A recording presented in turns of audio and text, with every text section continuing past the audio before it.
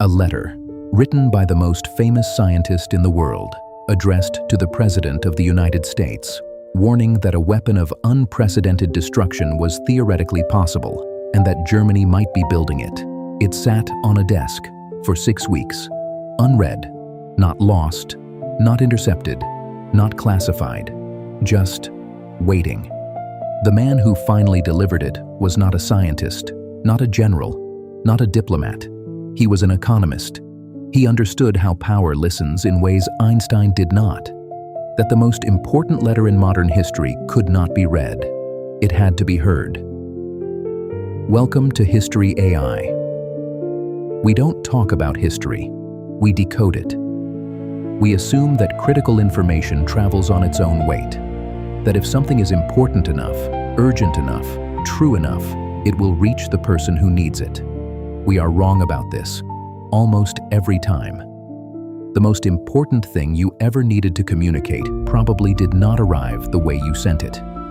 It arrived, or it didn't, because of what someone else decided to do with it. That is not a historical phenomenon. That is this morning. In every organization, in every relationship, in every system where the people who hold power are surrounded by the ordinary mechanics of how busy people manage their attention. The architecture of human attention has never changed. Only the stakes have. August 2nd, 1939, Long Island, New York. Albert Einstein sits at a desk in a summer cottage and signs a letter he did not entirely write. The letter was drafted by Szilárd, a Hungarian-born physicist who had fled Europe and who understood, with a precision that kept him awake at night, exactly what nuclear fission meant. Szilárd had seen the equations. He had run the calculations. He knew that splitting the uranium atom released energy on a scale that conventional physics had declared impossible. He also knew that German scientists knew this too. The letter to Roosevelt was precise. It described the science without softening it. It named the possibility of extremely powerful bombs of a new type. It warned that Germany had already stopped the sale of uranium from Czechoslovakian mines.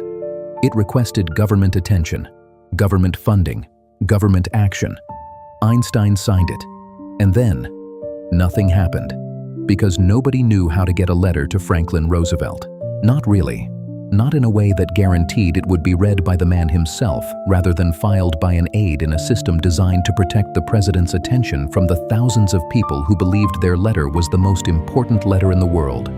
Szilárd had a contact, a man named Alexander Sachs. Sachs was an economist, a Wall Street analyst, a man who moved in the circles where Washington and finance occasionally overlapped. He was not famous. He was not powerful in the conventional sense, but he had something rarer, direct access to Roosevelt, and the judgment to know what to do with it. Sachs received the letter in August. He held it for 6 weeks, not because he was negligent, not because he underestimated what he was holding, because he understood that a letter, even this letter, could be filed, could be summarized by an aide, could be reduced to a paragraph in a briefing document that Roosevelt would skim between 2 other briefing documents. Sachs made a decision. He would not mail the letter. He would not send it through channels. He would wait until he could sit across from Roosevelt in the same room and read it aloud, word by word. He waited for 6 weeks for that appointment. October 11th, 1939. The White House. Sachs sits across from Franklin Roosevelt. He does not hand over the letter. He reads it, every word, out loud, in the room. Then he tells Roosevelt a story. He tells him about Napoleon, about a young American engineer named Robert Fulton who approached Napoleon with a proposal for steam-powered warships that could have changed the outcome of every naval engagement in Europe. Napoleon dismissed him. What Fulton was trying to tell Napoleon, Sachs says, was that he had a new technology that would have made navies obsolete. Napoleon couldn't see it. Roosevelt is silent for a moment. He calls for a steward. He asks for a bottle of Napoleon brandy that he has been saving for a special occasion. He pours 2 glasses.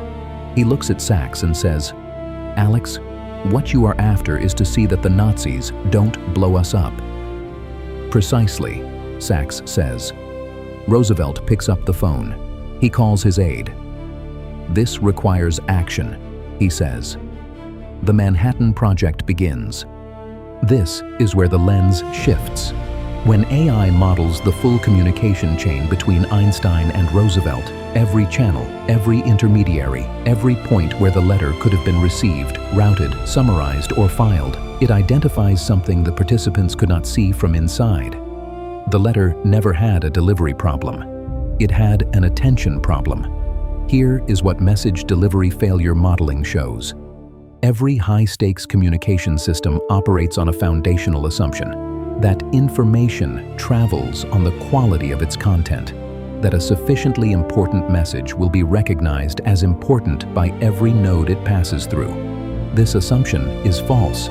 AI models the actual journey of critical information through bureaucratic systems and identifies a consistent pattern.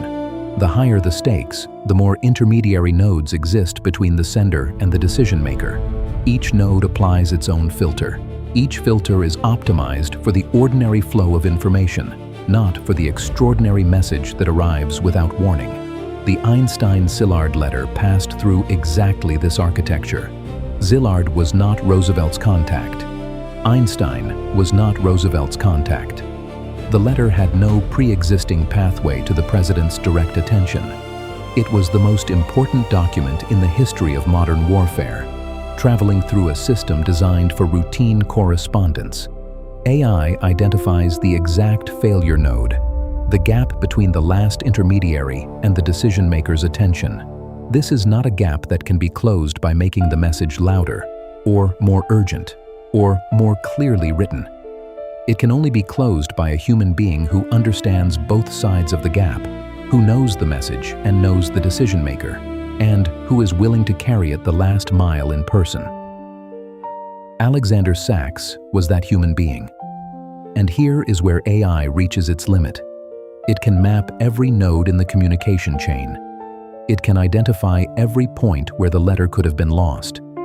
It can calculate the probability that a letter sent through normal channels would have reached Roosevelt directly. That probability was not high. What AI cannot model is Sachs in August 1939, holding the letter, waiting, the specific quality of judgment that told him, "Not yet, not through the mail, not through an aide, in person, when the moment is right."